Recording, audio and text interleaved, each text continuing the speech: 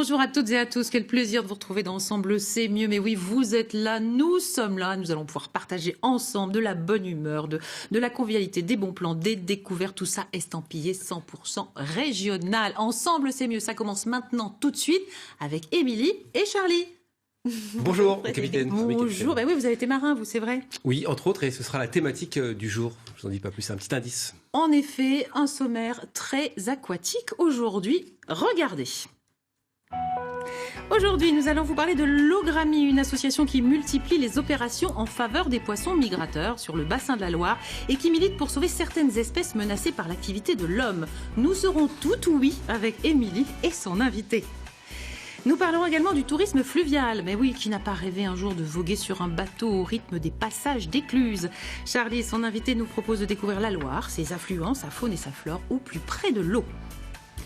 Et Gamin, le festival pour petits et grands enfants ouvre son terrain de jeu à la base de loisirs de Chessy. Au programme, une pochette surprise remplie de concerts dédiés à la jeune génération, du théâtre de rue, des animations pétillantes et ludiques. Et tout de suite, je vous propose de retrouver notre Tintin reporter à nous. J'ai nommé bien sûr Héloïse Brusa qui se trouve où? Où, à votre avis? Eh bien, elle se trouve à Cheverny, au château de Cheverny. Un château qui, bien sûr, a inspiré RG, le papa de Tintin. Non, Hervé, c'est quelqu'un d'autre, mais ça n'a rien à voir. Bien sûr, pour créer son fameux moulin Sar. Bonjour Héloïse et Bachibouzouk, j'ai envie de vous dire.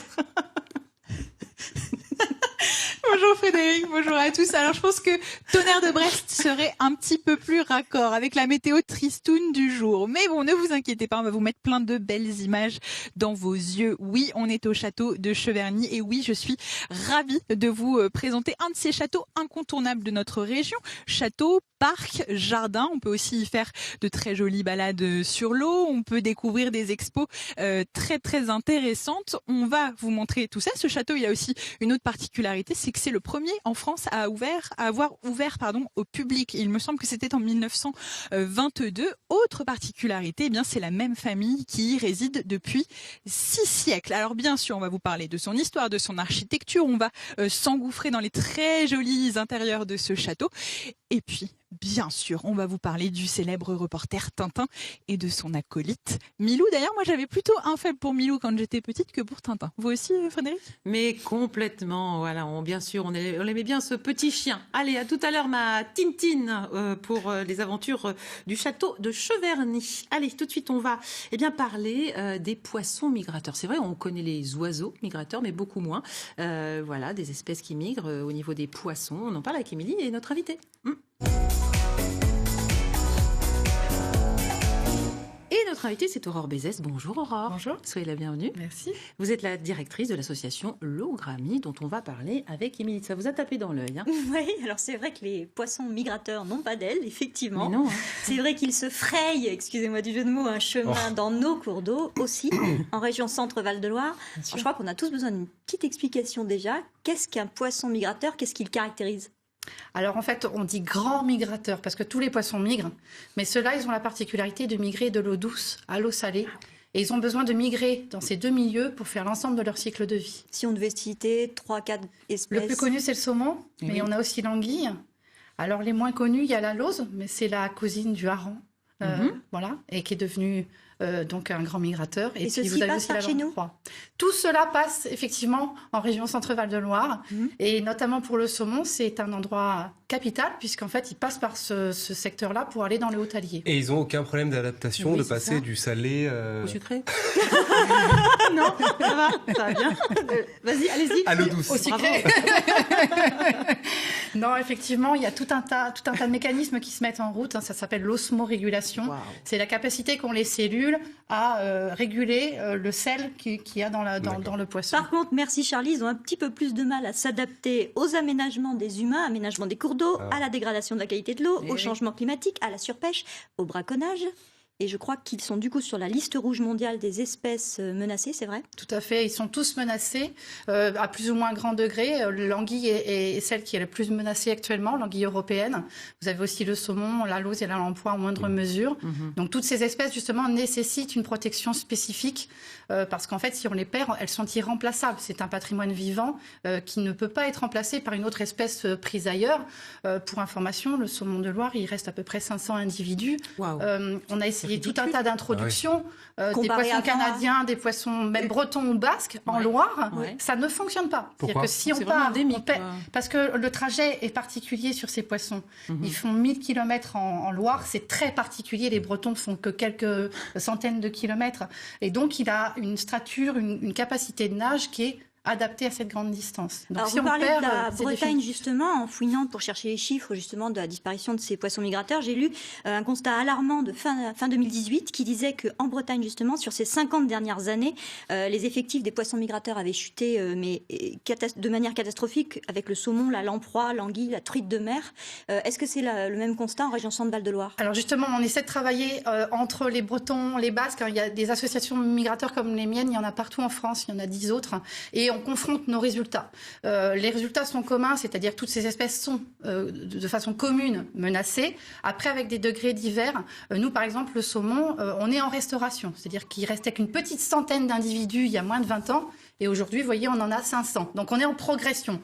Très modeste, mais on est en progression. Parce que vous travaillez pour la protection de ces animaux-là, notamment, vous venez de le dire, dans l'étude. De quelle manière vous étudiez ces animaux-là, justement ? On décortique toutes les phases du cycle de vie, depuis la reproduction jusqu'à la croissance des juvéniles, le trajet des juvéniles et des adultes de retour.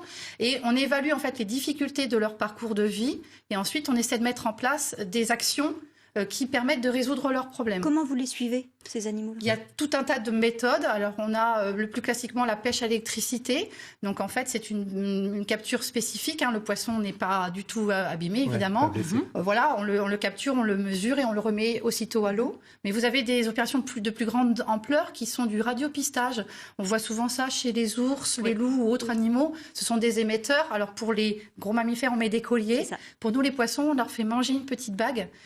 Sur Inoffensif, c'est Inoffensif pareil. complètement, puisqu'en fait, notamment le saumon, quand il migre, il ne se nourrit pas. Donc, il n'a pas besoin d'utiliser l'ensemble de son système digestif. D'accord. Oui, et donc on la les petite bague, elle reste bien sûr dans l'organisme. Voilà, et on les De toute façon, suit elle est pas et on peut éjectée. au mètre D'accord. près savoir exactement quel est le comportement du poisson. C'est ce qui vous a valu de réaliser quelque chose ? Oui, on en réalise assez régulièrement, mais on a une très belle opération qui a été faite en 2009 où 30 saumons ont été marqués. On les a suivis tout au long de l'année, toute leur migration de montaison vers les frayères, et avec des parcours de vie assez incroyables. Un qui s'est fait capturer alors que la capture est interdite, un qui a été pris pour une pisciculture pour un programme en fait pour réensemencer le milieu, un autre qui a été mangé par une loutre. C'était tellement incroyable, c'était tellement un scénario de vie fabuleux qu'en fait on en a fait une bande dessinée qui raconte l'histoire vraie de ces 30 poissons. Et qui s'appelle comment ?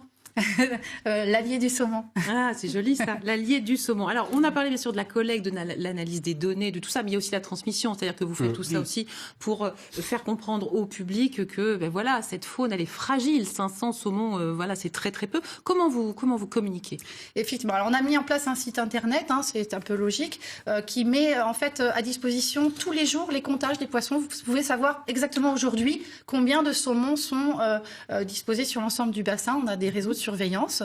Donc, vous avez en direct les comptages. Donc, Suivant la police ou suivant les organisateurs selon l'OGRAMI.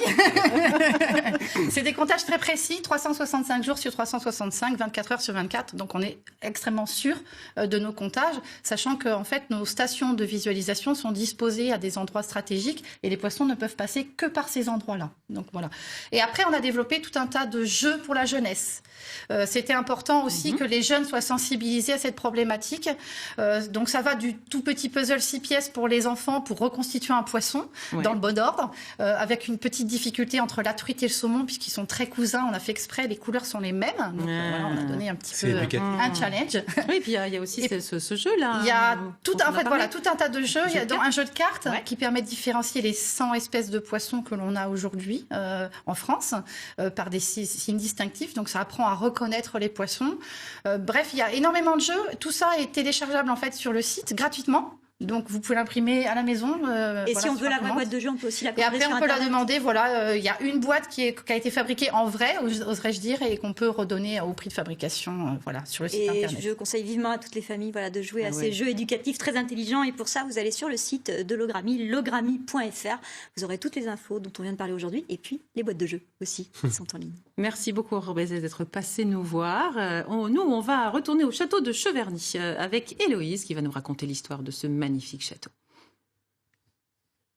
Exactement, il est derrière moi, vous le voyez, on l'a en pleine face là devant nous et je suis avec Annick, vous êtes guide ici depuis quelques années. Oui, ça commence à chiffrer.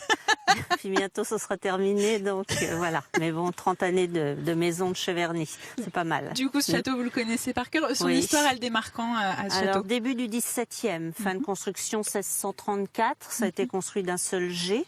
Et donc, on peut voir la blancheur, parce qu'il a été construit avec la pierre de la région, la pierre de Bourré, qui blanchit, durcit avec le temps. D'accord. Donc voilà.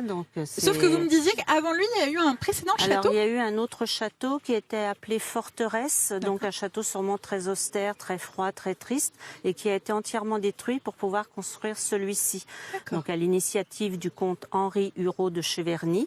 Et aujourd'hui, bien, il appartient toujours à cette même famille. Et alors, qui est-il, ce propriétaire qui fait construire ce château au départ, et pourquoi? Il a été officier auprès du roi Louis XIII, et donc il l'a fait construire pour pouvoir l'habiter, lui et sa famille. Et aujourd'hui, c'est toujours resté dans cette même famille. D'accord. Donc la famille habite le château, donc une partie bien sûr que l'on ne visite pas, c'est-à-dire principalement l'aile droite. D'accord. Ils Alors, sont là au quotidien.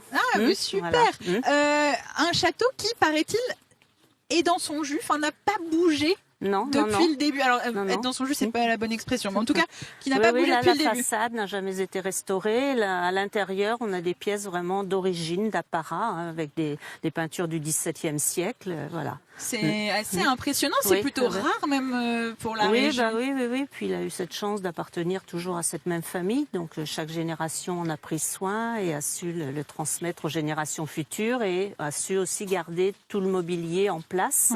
Voilà, donc c'est très diversifié au niveau des meubles à l'intérieur. On ira voir ça après.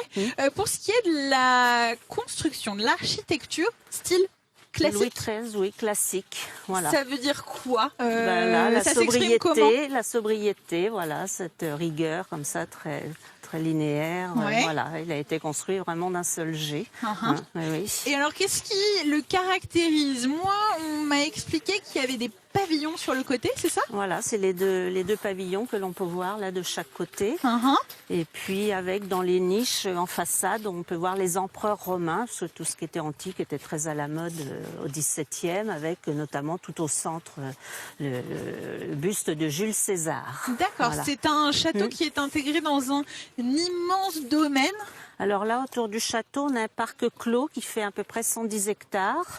Joli. Voilà. Et puis après, à l'extérieur, au-delà de la grille d'honneur qui se trouve derrière nous, on a à peu près 2000 hectares de forêt. Donc tout ça, c'est rattaché au domaine de Cheverny et ça appartient à la même famille. D'accord. Voilà. Donc même famille qui a vécu tout au long, chaque génération après génération, mais qui a été ouvert à la visite quand même assez tôt. En 1922, donc c'est ce que j'ai dit, super. Oui, voilà, en 1922, et c'est vrai qu'à cette époque, ça ne se faisait pas d'ouvrir sa demeure comme ça à des étrangers, mais l'ancien marquis a eu raison, c'est ce qui lui a permis d'avoir un peu de rentrée d'argent, de pouvoir entretenir son domaine.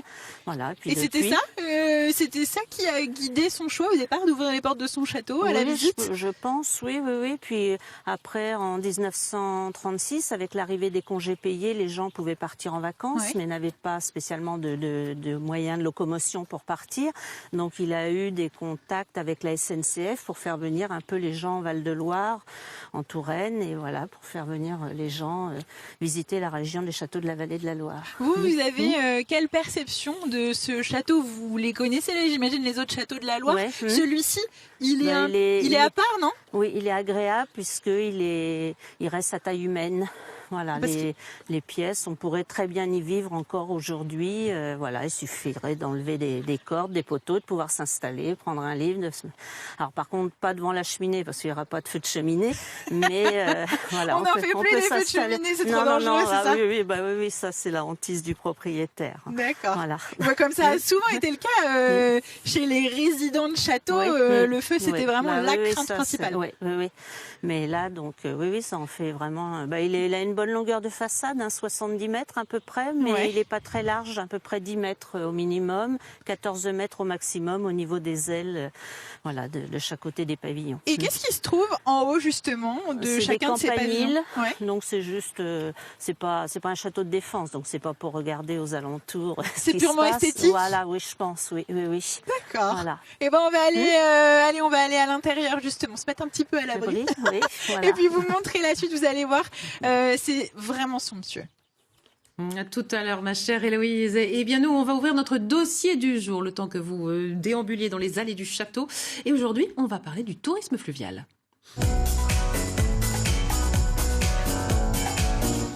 On en parle bien sûr avec Charlie et notre invité. Notre invité, c'est Jean-Philippe Van Loof. Bonjour Jean-Philippe. Bonjour à vous. Soyez le bienvenu. Merci. Vous êtes responsable de la société Passeurs de Loire qui propose des balades en bateau sur la Loire, au départ de Siglois dans le Loiret, tout proche de Châteauneuf-sur-Loire. On va faire bien sûr connaissance de votre activité et tout de suite on va se tourner du côté de Charlie pour en savoir un peu plus. Oui, parce qu'entre les péniches hôtels, les bateaux mouches, les bateaux de promenade, c'est vrai que le tourisme fluvial fait le plein chaque année en France avec beaucoup de clients étrangers. On verra si c'est le cas d'ailleurs en région Centre-Val de Loire et notamment au départ de Siglois avec vous, Jean-Philippe. Pourquoi ça attire autant justement? Combien de voies navigables en France? Quelles sont les règles pour naviguer sur les fleuves et canaux?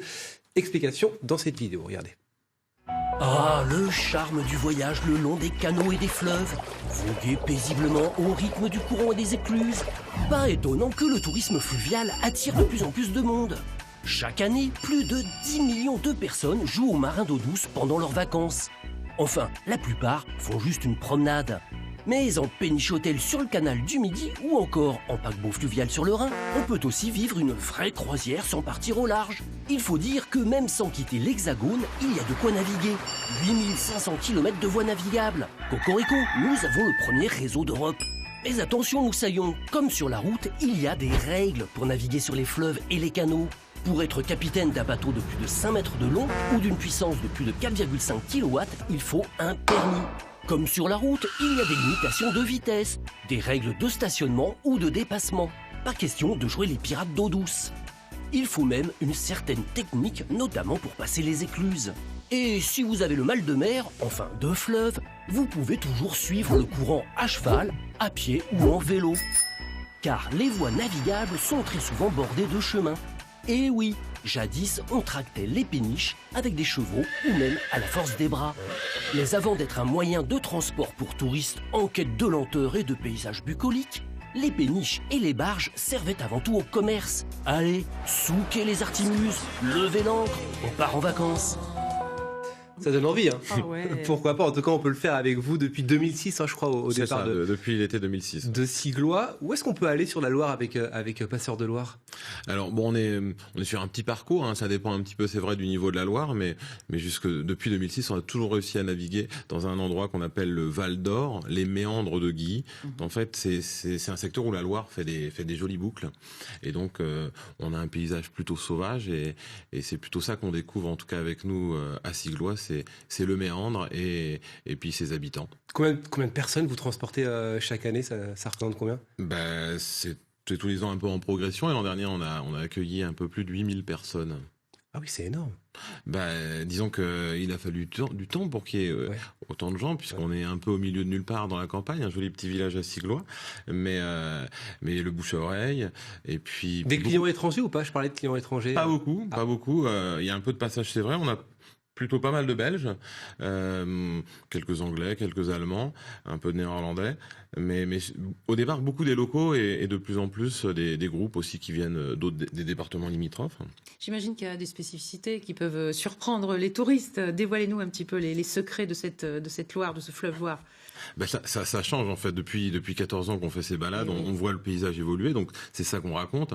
Là, ce week-end, on parlait tout à l'heure des poissons migrateurs avec notre invité. On a vu un banc d'alo l'Auze. Et samedi après-midi, il y avait pas de vent. Et ben on a vu un banc d'une trentaine d'aloses partir le long du bateau. On a vu aussi des grosses silures de 2 mètres. Alors là, ce qui est exceptionnel cette année, c'est que l'eau est basse de bonheur et elle est très claire, ce qui arrive de plus en plus souvent ces dernières années. Et pourquoi elle est très claire ? Ça veut dire qu'elle est moins polluée ou Sûrement qu'elle est moins polluée, mais il n'y a sûrement pas que ça. Il y a aussi un petit animal, la corbicule, un petit coquillage qui est hyper abondant. Et ce coquillage, il vient d'Asie, donc il est pas, c'est un nouveau venu. Il filtre l'eau. L'eau est basse, l'eau est claire, donc il y a de la végétation qui pousse, mais en ce moment, ce qu'on a qui pousse, c'est des algues filamenteuses. Et ça veut plutôt dire qu'il y a à manger dans notre eau claire. Donc il y a sûrement un peu de nitrate encore quand même. Présence très forte du castor aussi. Du castor ? Ouais. Ah ouais, il y a des castors. Là, on voit l'entrée d'un terrier ancien, mais le castor a été réintroduit il y a plus d'une 40aine d'années. Hier soir, on est sorti avec un groupe. On a pique-niqué sur le bateau, coucher de soleil, et puis il y a un castor qui a traversé, il s'est mis sur la rive et il a grignoté des petites plantes devant nous, à quelques dizaines de mètres, mais avec des jumelles, on le voyait bien. Vous l'avez dit, différents moments de journée, le matin, au crépuscule, le soir. À quel moment la Loire est la plus belle ? Est-ce qu'on peut le dire ? Est-ce qu'on peut...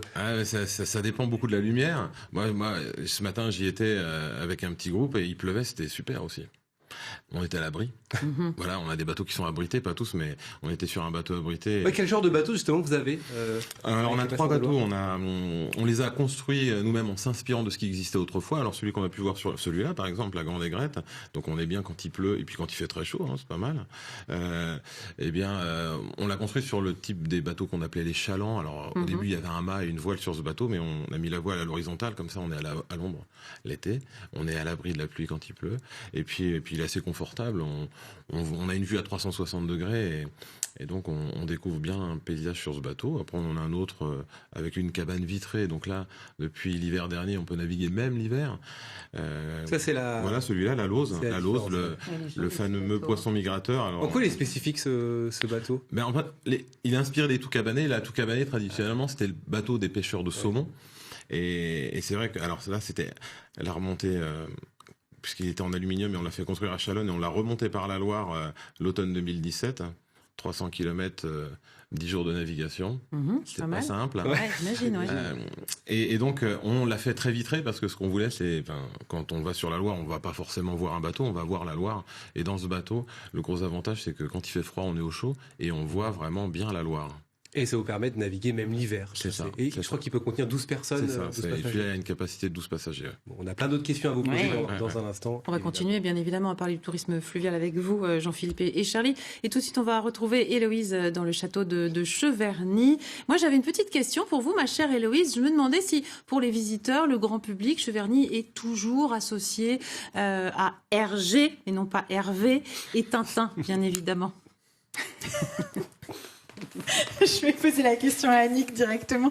Est-ce que quand les visiteurs viennent ici, justement, ils vous parlent d'Hergé et de Tintin et de Moulinsart, ou est-ce qu'ils ont une approche vraiment différente Non, ils en parlent. Et ce qui est assez amusant, c'est quand ils viennent en famille, les enfants disent aux parents « Ah ben si, on est déjà venu, on connaît le château ». Et les parents disent « Non, vous êtes trop petits, on n'est jamais venu avec vous ». « Si, il nous dit quelque chose, ce château, on l'a déjà vu ». Donc forcément, c'est parce qu'ils ont lu les albums de Tintin et ça leur rappelle donc Cheverny. Exactement. Voilà, oui. On va en parler tout à l'heure justement avec un lieu dédié quand même à Tintin dans le château de Cheverny. Ici, autre ambiance quand même, on est d'accord. Voilà. Ici, c'est quoi cette pièce justement ? C'est le grand salon. Donc ça représente à peu près en surface 100 mètres carrés, donc ça c'est impressionnant. Oui, c'est plutôt pas mal avec quand on beaucoup rentre. de tableaux de famille, les parents du constructeur du château. Et puis là, de ce côté-ci, de tableaux de peintres italiens de la Renaissance. D'accord. Alors, ce sont les deux tableaux qui sont là, donc on a autour de ce miroir. de Médicis, qui est à gauche, qui a été peint par le Titien, donc grand peintre du XVIe siècle. Et puis là, cette jeune femme en rouge, c'est Jeanne d'Aragon, peinte par les ateliers de Raphaël. Ce qui veut dire que Raphaël, en fait, n'a peint que le visage et les mains, ce qui était vraiment le plus difficile à faire. Et c'était ses élèves qui faisaient le reste. C'est vrai ? C'est comme ça que ça fonctionnait ? Voilà, d'apprendre la technique de la peinture à l'époque. Voilà. Alors comme cette année, on fête les 500 ans de la Renaissance. Voilà, on a deux tableaux, de deux grands maîtres de la peinture de la Renaissance. Et il y a d'autres bijoux finalement dans cette pièce et dans plein d'autres. Moi, je voulais quand même qu'on mentionne le plafond. Alors vous m'avez dit c'est pas ici qu'il est le plus beau. Non, il y a d'autres pièces. Il a été pièces. restauré au 19e siècle, mais on gardant quand même le dessin d'origine, un plafond donc en trompe-l'œil. Voilà, avec au centre, on retrouve le blason de la famille, symbolisé par une croix bleue et 4 soleils rouges. D'accord. Voilà. Ok, alors ça c'est, vous l'avez dit, restauration 19e. Il y a une salle à manger un peu plus loin. Il y a des plafonds à caissons. Moi, en tout cas, quand je me suis renseignée un petit peu sur le château. Et puis plafond à la française, notamment pour la salle à manger, c'est-à-dire peint directement sur les poutres et les solives. Voilà, donc un plafond du 17e, oui, avec sûrement peut-être un système de pochoir et choses comme ça. D'accord. Voilà, donc ça n'a pas bougé puisque c'est un château qui a toujours été habité, donc c'était entretenu, aéré, chauffé, donc voilà. Et ça tient. Oui, c'est ça merveilleux. tient. C'est merveilleux. Il y a plein d'autres petites pépites autour de nous. Le mobilier, on dit que ce château c'est l'un des plus richement meublés. Oui, c'est exact. Encore une fois, de par le passage de toutes les générations. Voilà, donc c'est très diversifié dans les époques. D'accord. Là, on a aussi bien des fauteuils d'époque Louis XIV qu'une petite table à écrire d'époque Louis XVI. D'accord. Voilà, une table de jeu également d'époque Louis XVI. Donc, Et alors, comment on arrive justement à déceler un petit peu toutes les pépites qu'on a partout? Ça, il faut votre œil et votre aide quand on vient visiter ce château. Oui, après, moi, je suis pas spécialiste en mobilier, je suis pas antiquaire ni rien, mais bon, on arrive à voir la différence. Louis XVI, ça devient assez droit, comme dans les pieds, ou alors des pieds cannelés, choses comme ça. Là, on a des petites commodes de chaque côté de la cheminée qui sont Louis XV. Donc là, c'est de la marqueterie, différents bois. C'est un petit peu arrondi. Il y a des bronzes. Voilà. Il y a un peu de volupté. Oui, voilà. Et puis là, on a cette petite commode qui est entre Louis XV et Louis XVI. Donc transition. D'accord. Donc c'est assez droit, mais on retrouve des bronzes, de la marqueterie. D'accord. Voilà. Et donc là, signé par Yesner. Voilà, d'accord. Un célèbre ébéniste. D'accord. Il y a un autre grand nom. Alors Jean Monnier pour les décors de peinture, qui a œuvré à Cheverny, qui avait été découvert par Marie de Médicis. Donc il a fait ses classes en Italie et il a travaillé dans la région Château de Blois, Château de Bourgard et Cheverny. Donc c'est lui qui a fait les décors intérieurs, voilà, toutes les peintures. Un petit mot sur cette harpe qui est derrière nous. Fin 18e de la maison Erard. Donc elle a la particularité en bas d'avoir 8 pédales. D'accord. Voilà, pour altérer le son des notes. Donc elle sera en état de fonctionner, il faudrait simplement l'accorder. D'accord. Il y a combien de pièces à visiter ici dans ce château de Cheverny? Ça représente à peu près 16 pièces à voir. D'accord. Alors des plus ou moins grandes. Au premier étage, on a une partie petits appartements qui ont ouvert au public en 1985. D'accord. Parce qu'avant, c'était habité par la famille. D'accord. Donc là, c'est une suite de pièces. On a plus l'impression d'être dans un hôtel particulier, en fait. Après, on change d'univers parce qu'on passe dans la salle d'armes, la chambre du roi. Donc là, c'est vraiment des pièces d'apparat, des grands volumes. Et avec, je crois, une collection d'armures assez impressionnante aussi. Oui, des armes, des armures. Ça va du 15e au 16e siècle. Voilà, des épées, des arbalètes, des sabres, voilà, choses comme ça. D'accord. Il y a de quoi faire parce que j'imagine qu'un petit peu partout, il y a du mobilier et plein d'époques différentes. Voilà. Et donc, à chaque fois, c'est un petit voyage finalement. Oui. Puis c'est vraiment que des meubles d'origine. Il n'y a pas de copies, choses comme ça. Donc, c'est vrai qu'on voit l'évolution du mobilier, les différentes époques. Donc, c'est très, très intéressant. Ouais. Et ça semble extrêmement fourni. Dès qu'on rentre, on a une impression... C'est vrai qu'aujourd'hui, on essaye, même dans les décors, d'épurer nos appartements. Tandis que là, il fallait tout décorer vraiment du sol au plafond. Donc, ça paraît chargé, mais finalement, on s'y fait. C'est agréable. Oui. Moi, je m'y fais très, très bien. Bon. Merci beaucoup. La vie de château. C'est ça, la vie de château. L'art de vivre à la française. Oui, voilà. Merci beaucoup, Je vous en prie. Annick. Allez, on va filer un petit peu plus loin. On va ressortir du château et puis on va aller à la rencontre de Tintin et d'une certaine Raphaël. Avec plaisir, ma châtelaine. Allez, à tout à l'heure pour un duplex encore plus aristocratique que le précédent. Eh bien, nous, on va continuer, poursuivre avec notre dossier du jour. On vous parlait tout à l'heure du tourisme fluvial avec Charlie et notre invité, Jean-Philippe Vanlot. On y retourne.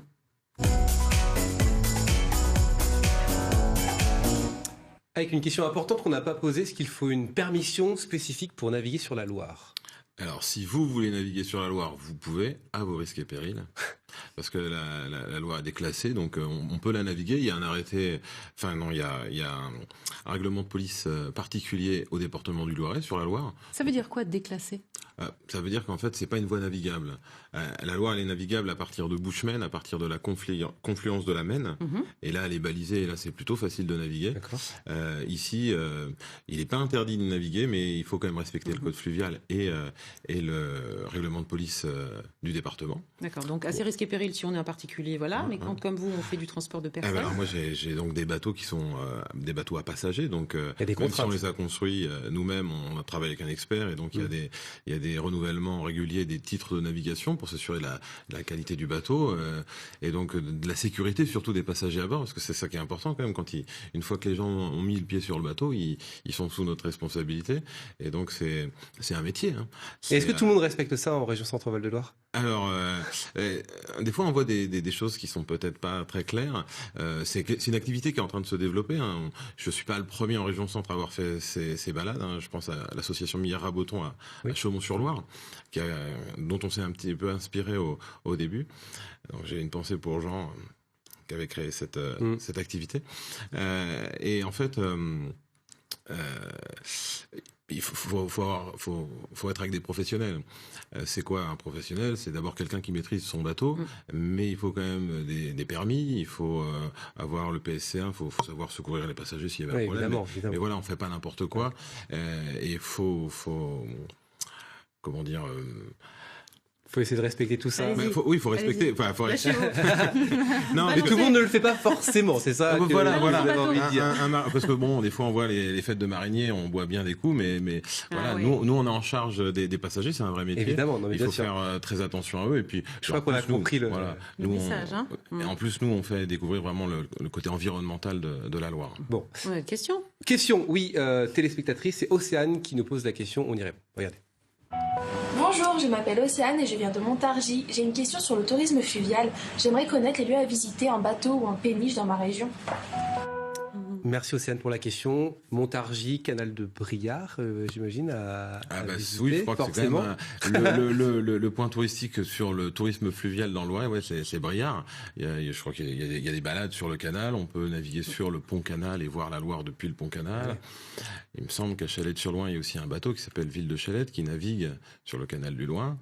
Et puis après, ça va être sur la Loire. Alors, sur les canaux, il n'y a pas pas besoin de permis. Je crois qu'il y a des sorties en péniche. Il y a des locations. L'on peut faire sans permis. Là, on est sur c'est plus la même réglementation, mais il y a des bateaux sans permis qu'on peut louer pour aller jusqu'à Sancerre, pour naviguer sur les canaux. Et là, on peut louer quelques heures, une journée, un week-end, une semaine. Sans problème. Mais là, c'est pas la Loire, c'est assez facile. C'est une bassine. C'est tout droit. Voilà, sans courant. Bon, faut savoir ouvrir et fermer les écluses, accrocher son bateau comme il faut. C'est peut-être là le problème pour moi. Mais c'est autre chose que sur la Loire. Il n'y a pas de cailloux à éviter, ni de bancs de sable. C'est pour ça que c'est sûrement sans permis, ça doit pas être très compliqué. On parlait de la concurrence un petit peu tout à l'heure, elle est rude, j'imagine, sur la Loire, plus ou moins, mais il faut se réinventer, il faut penser à tout ça. Comment vous le faites, vous? Moi, personnellement, j'ai encore plein d'idées, donc j'ai encore pas vidé mon sac, j'ai plein de choses à faire, je crois. Et de la concurrence, si elle est loyale, c'est normal. Oui, c'est ça.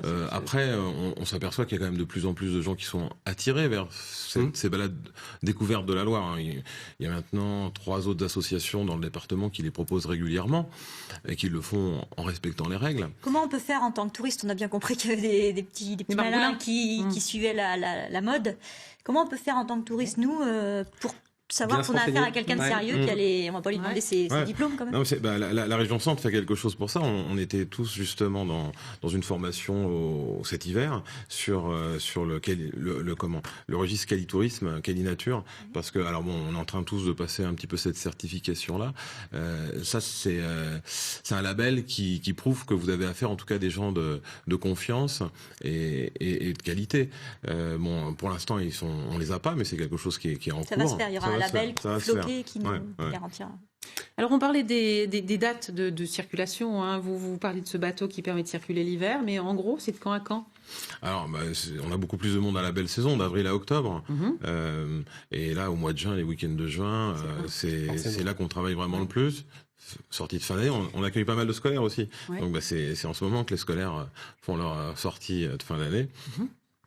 Les entreprises font leur sortie de fin d'année, les associations, tout ça. Et on pourra aussi vous découvrir pendant le Festival de Loire. Forcément, vous aurez 2 bateaux.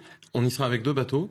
Et puis avec plein d'autres bateaux qui sont aussi des bateaux homologués au transport de passagers. En fait, c'est affrétés par le festival, vont proposer des balades au grand public. À découvrir et plus d'infos sur votre site internet passeurdeloire.fr pour découvrir toutes les balades que vous proposez. Merci d'être venu en tout cas. Mais merci beaucoup Jean-Philippe Van Love. Puis vous nous ferez faire une petite balade avec plaisir. D'accord, on vient. Sans problème. On s'inscrit non mais sérieux, avec grand Mhm. plaisir. Puis on se reverra à mon avis pour le Festival de Loire. Super. Bien évidemment. On va aller voir si on peut prendre des nouvelles de notre chère Héloïse. Voilà, qui est au château de Cheverny, ça vous l'avez bien compris. Et qui, ouh là là, mais qu'est-ce que c'est assez discothèque mystérieux, ça fait escape game. On est où là? Qu'est-ce qui se passe? On est dans l'univers de Tintin, ma chère. On est dans un autre espace du château de Cheverny. Eh bien oui, mais vous allez reconnaître tout de suite. Vous allez voir, on a pris une petite BD avec nous, une petite BD, un petit Tintin entre nos mains, un joli album. Voici Raphaël, merci beaucoup d'être avec nous. Je vous en prie. C'est un espace d'exposition temporaire, finalement, ici, qui a été mis sur pied il y a quoi, il y a 10-15 ans? Alors, exactement. Il y a 15 ans, la Fondation Hergé est venue ici créer cette exposition Moulinsart en comparaison avec le château de Cheverny, puisque Hergé s'est inspiré de la façade du château de Cheverny pour créer dans son univers le château de Moulinsart. Alors, ça se voit très très bien dans cet album. C'est pour ça qu'on l'a pris entre nos mains. Exactement. Hop. Et on remarque que Hergé a sûrement trouvé que ce château un peu imposant pour le capitaine Haddock, il a décidé d'enlever l'aile gauche et l'aile droite. C'est ça, les 2 pavillons sur les côtés. Ça, c'est Rackham le Rouge, c'est ça? Voilà, là on est dans l'album Rackham le Rouge. Au moment où le capitaine Haddock va acquérir ce château. Super. Voilà. D'où cet espace dans lequel on est. Alors ici, on est dans une crypte, c'est ça? On est dans la crypte du château de Moulinsart. C'est ça. Bon, on ne dirait pas qu'on est à l'étage. Pour une crypte, c'est un peu bizarre. Mais bon, en tout cas, le parcours ici, on rentre et ça y est, on se plonge. Et on commence à entrer dans l'univers des albums de Tintin. C'est ça. Et donc, en fait, vous avez la Fondation Hergé et vous avez créé ce parcours ensemble pour qu'on puisse vraiment se plonger dans chacune des aventures de Tintin avec plein de petites surprises. On va avancer un petit peu par là-bas et on va aller voir. J'imagine qu'ici, il y a quelque chose là-dessous, c'est ça? Il y a plein de surprises partout, en fait. Des petites vitrines pendant cette visite. Des vitrines un peu partout, dans chaque pièce à ouvrir, et on retrouve à l'intérieur des objets mythiques ou des clins d'œil qui nous rappellent les albums de Tintin. Super. Et en fait, il y a plein d'albums différents, il y a plein d'histoires différentes qu'on raconte ici, et à chaque fois, il y a une interaction, en fait, c'est ça?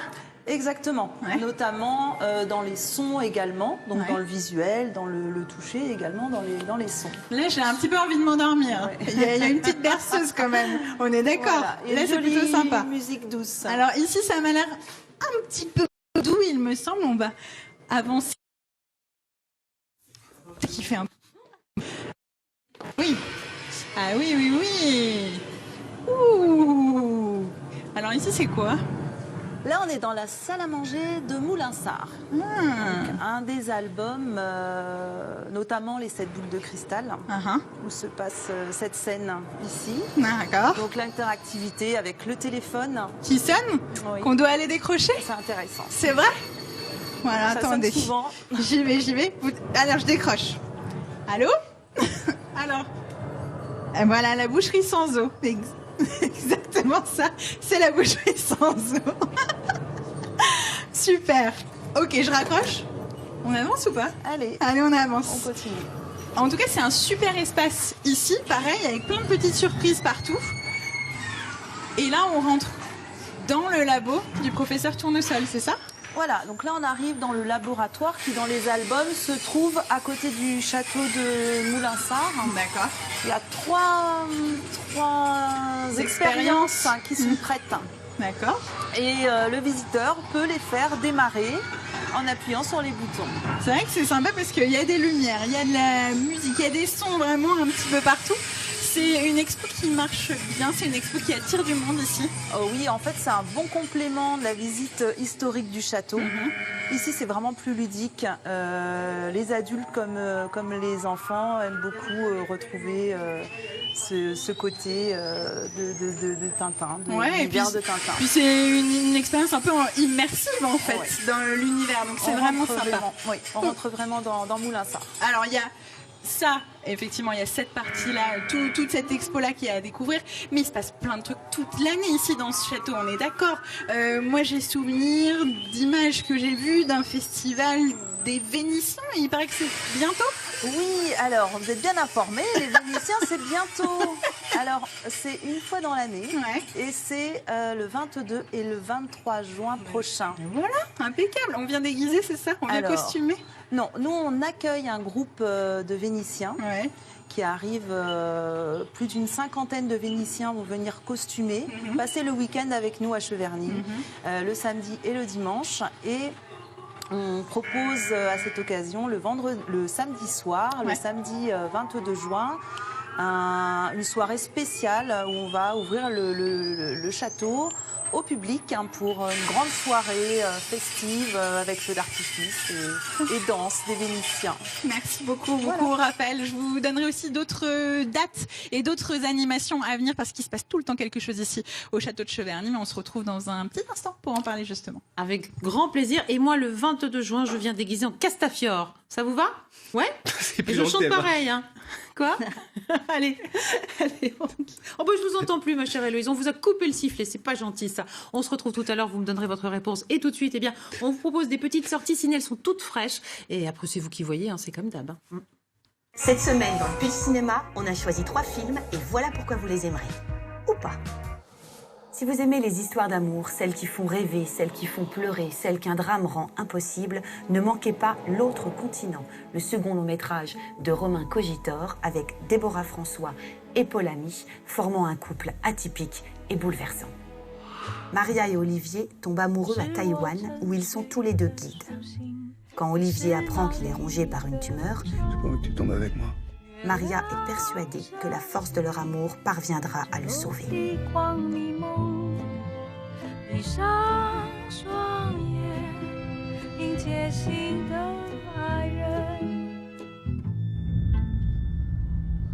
Cet homme, c'est l'écrivain journaliste italien Roberto Saviano, mondialement connu pour Gomorra. Et voici maintenant l'adaptation de son avant-dernier roman sur l'ascension des baby-gangs à Naples, Piranha de Claudio Giovanesi. Un film choc porté par un casting d'ados époustouflant et primé à la Berlinale et au Festival de Beaune.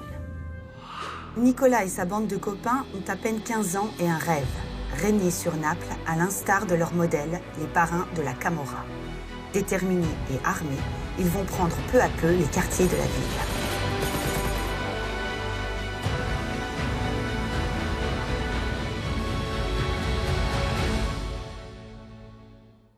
Et enfin, si vous avez envie de découvrir la Palme d'Or du 72e Festival de Cannes, ne manquez pas Parasite de Bong Joon-ho, un thriller mêlant satire sociale et suspense.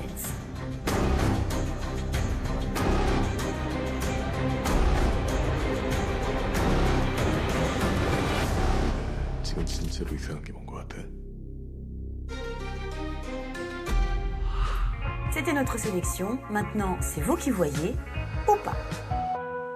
Merci beaucoup. Et tout de suite, on retombe en enfance, le temps d'un festival dédié aux gamins.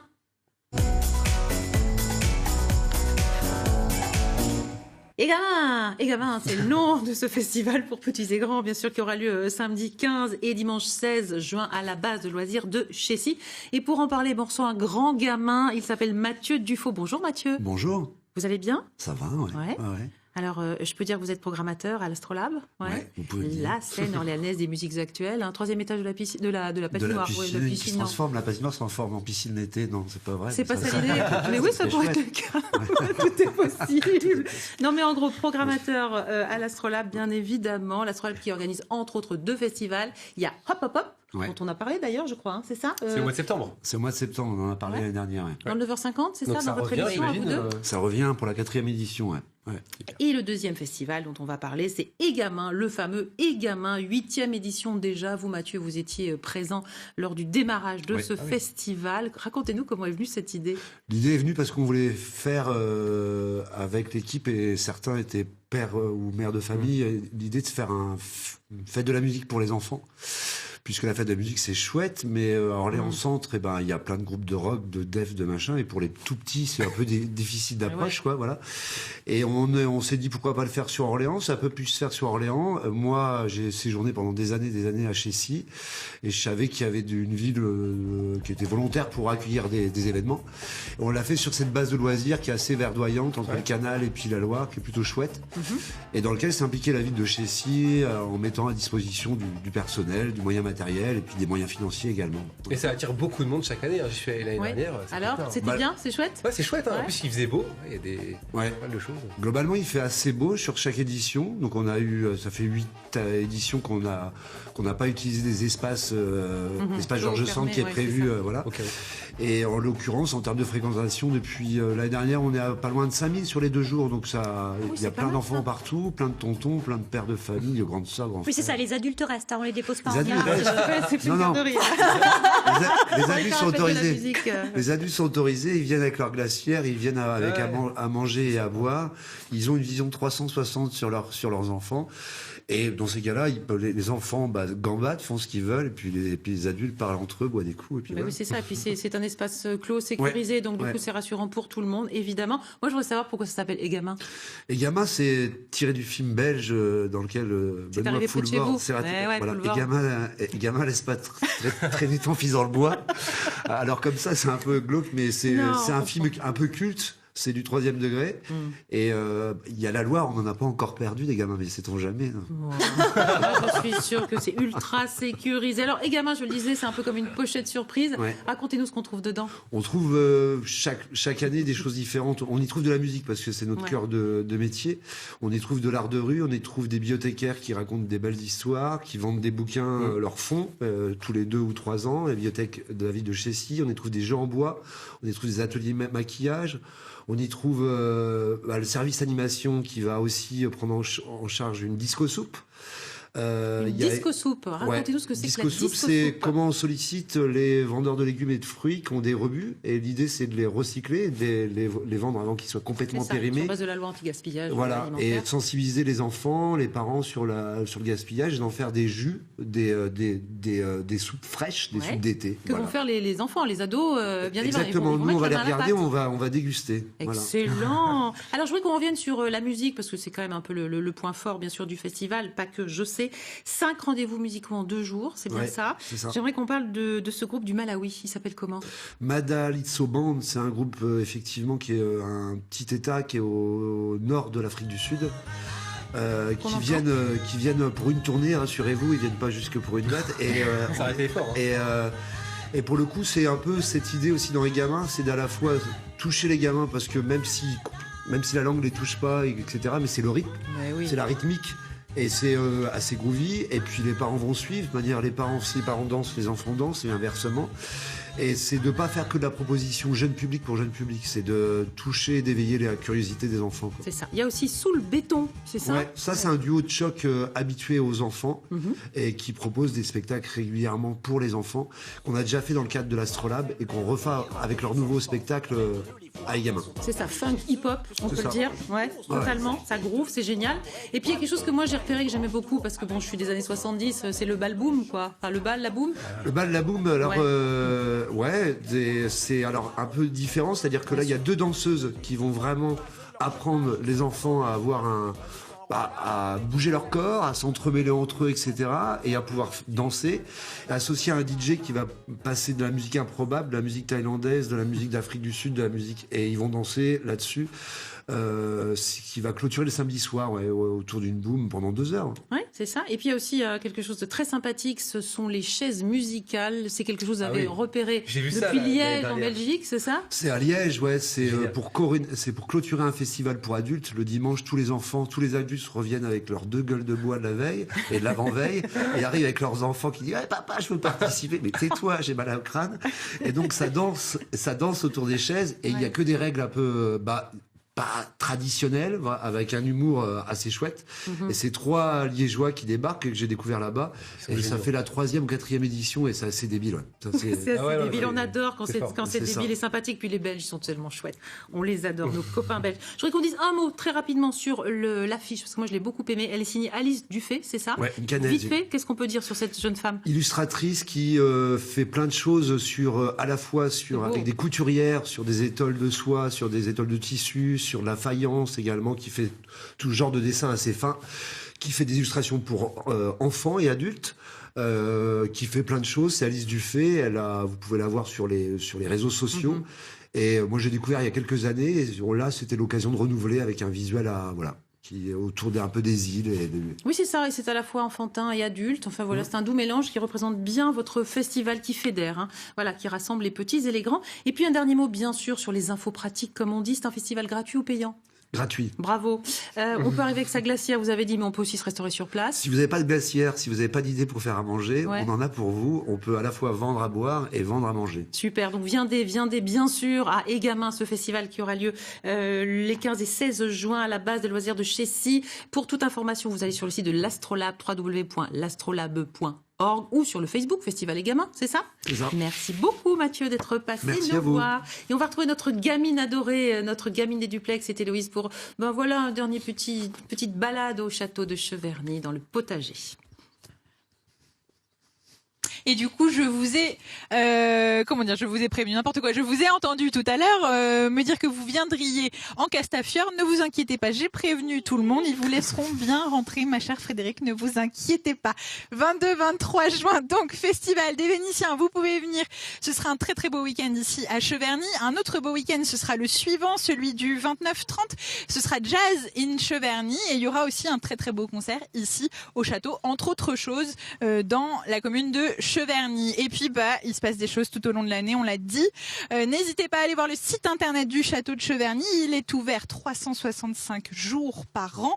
Été comme hiver, qu'il fasse beau ou qu'il pleuve comme aujourd'hui, il y a toujours quelque chose à venir voir ici. Mais oui, il y a toujours quelque chose à découvrir avec vous. Merci encore pour cette belle visite de ce joli château de Cheverny. Il y a des grands posters de Tintin aussi que j'ai rapportés moi plusieurs fois. Eh oui, parce que Charlie, il y est allé plusieurs fois et il est fan. Bon, je crois qu'ils sont signés Hervé, ils valent rien. Ça suffit, on se calme. Oh là là là là. Bon voilà, vous avez vu, c'est une émission pleine d'humeur, un petit peu de bêtises comme on aime. Mais en tout cas, on vous a fait découvrir plein de choses. J'espère que vous avez apprécié. Merci beaucoup de votre fidélité. Si vous voulez nous témoigner, quoi que ce soit. En tout cas. Si Hervé nous entend. On y va sur le mail ensemble c'est mieux @cvdl. Non, attendez, je ne sais plus. cvdl@ensemble.fr. Merci, voilà, sur le Facebook Ensemble c'est mieux avec France 3. Bien évidemment. Merci. Tout de suite, c'est le 12-13 le journal. Bonne journée sur France 3 Centre-Val de Loire. Ciao. À bientôt. Salut.